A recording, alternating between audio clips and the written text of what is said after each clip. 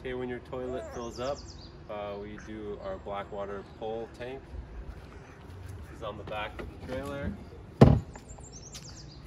Right in here in this compartment, and you pull it gently with 2 hands, and you can hear the tank release, and you wait until all of the water is out and you can't hear the water running anymore, and then you push that gently back in.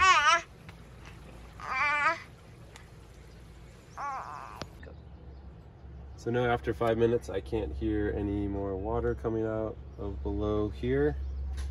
So I gently push this slowly with 2 hands to be closed all the way, like that. This is the black water. Do not touch the gray water. And then we go to the toilet.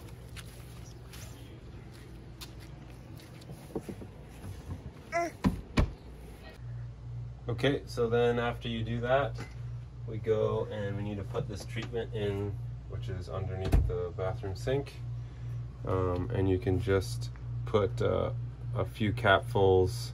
We really only need about 3 ounces.